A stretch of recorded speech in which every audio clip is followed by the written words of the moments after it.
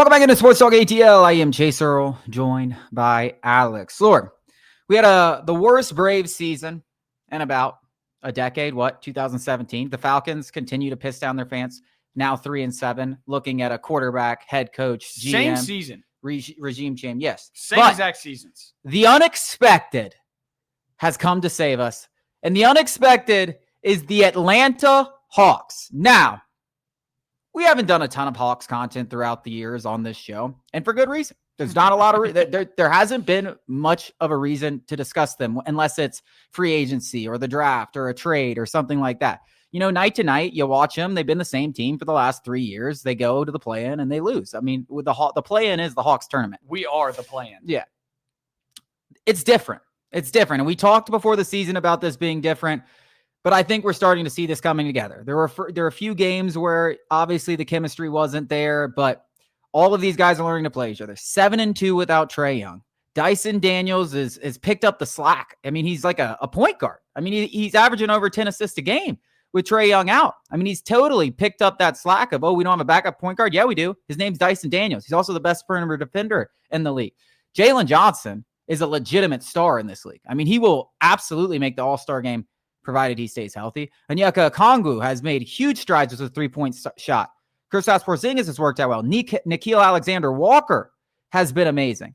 The depth, Asa Newell, Mo Gay. I mean, legitimately 12 men deep. You're 9-5, second best record in the Eastern Conference. The Pelicans, whose pick you got, are 2-11. Already fired their coach. You're going to get a top 5 pick in a loaded draft class. And by the way, there's the potential for you to either re-sign Trae Young or have $90 million in cap space. When you want to talk about a blank canvas, when you already have a really good team on the floor, that's the Atlanta Hawks. And I said this to anyone that is willing to hear it. They make the right moves over the next 12 months. And I fully trust Anzi Salah to do that. Yeah. We're looking at 5-6 years of being championship contenders. And I have never been able to say that in 30 years on this planet. I was talking to one of my customers the other day. Big Hawks fan, huge Hawks fan, talking about, we're so good right now. We need to sign. We need to keep Trae. I think signing Trae to an extension would be the stupidest thing they could have done. And you're seeing exactly why. Because if we get, I don't know what that Kansas point guard's name is. He's coming in the draft, but this guy is like the first can't miss prospect that's a guard in quite some time, like since Kyrie. And that's exactly why, because depending on who you get from the Pels pick, it could reshape the entire roster, in which maybe Trae Young is now redundant or Trae Young just doesn't fit. Like we don't need to spend that money on a Trae Young. We need to spend that money elsewhere, whatever the reason might be. And Ansi Soleil, you said it. We're in the exact opposite position of the Atlanta Falcons, where the Falcons, we're questioning whether we have the guys, whether we don't have the draft capital. Like, I know that Ansi Soleil is the guy. It was so clear and obvious that Landry Fields was just a facade. That guy was the Queen of England. There's no way he was doing anything behind the scenes. It was Ansi Soleil pulling all the levers. He's the mastermind salary capologist from the Warriors dynasty. Like, it is clear and obvious he understands the landscape of the NBA so well. He has set this team up not only to compete right now, but ready to compete for the next, you said 5 years. You could be 10 years depending on who you get in the draft. And now we're talking about a team that might not even need a Trae Young. Now, I do want to push back a little bit on the idiots who are saying the Hawks are better without Trae Young. Like, oh, we're better without LeBron James. Really? Well, give me LeBron James then, you dipshit.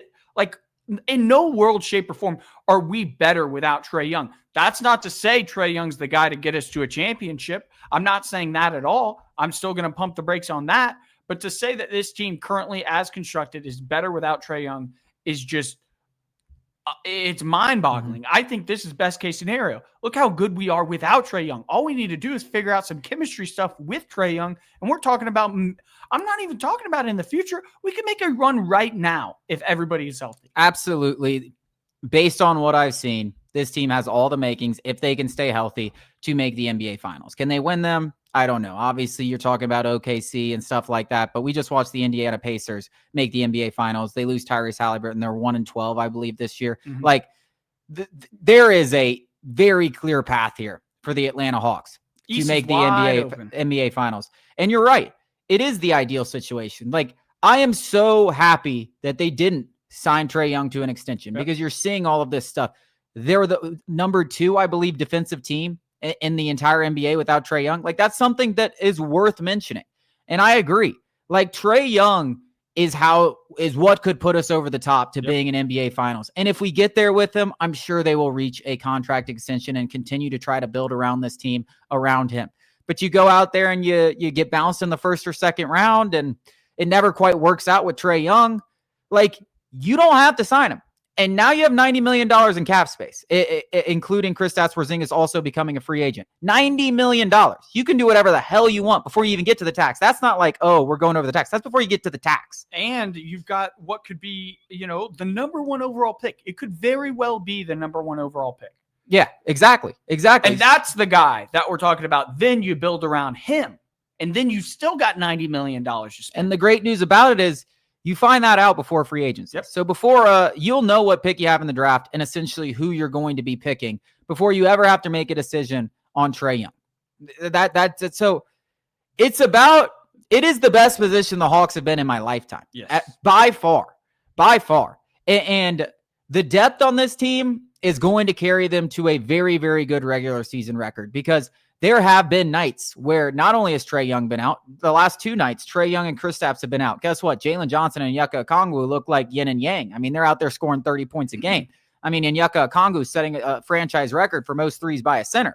Jalen Johnson is out there literally doing a stat line that nobody in the history of this is a game with a lot of crazy stat lines, especially recently. He did a stat line that no one had ever done. Like 35 points, 15 rebounds, 14 assists, and 7 steals. Like it was 2K. It was 2K like. It's enough to wash away the pain that we've dealt with so far with the years, with the Braves, who I think will be better, and the Falcons, who I do not think will be better for a long time.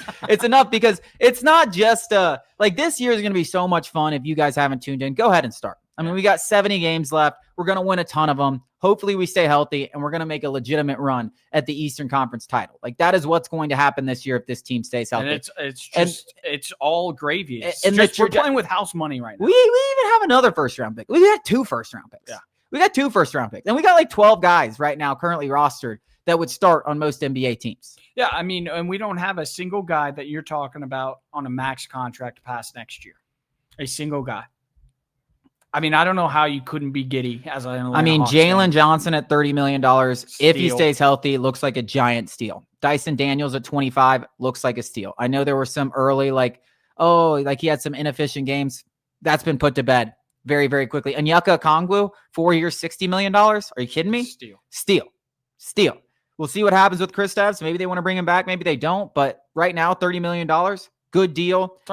Easily movable. Not even talking about Reza Shea, who could potentially, and I know he's hurt, but could potentially develop into a little bit of a nice piece. Not at your usual number 1 overall pick. Talking about a rotation guy, sure as fuck, yeah. And speaking about that number 1 overall pick, this comes from Kevin O'Connor, who works now for Yahoo Sports, and he was writing about this draft class.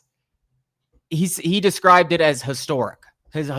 Not just one, yes, there's your clear-cut typical number 1, but there's 5 or 6 of those guys that would be that would have been taken well before Reza Shea in a draft. Like that's the kind of draft that we're talking about. So every night, yes, I'm checking if the Pelicans lost. And you know what? I'm happy every night because they lose every night.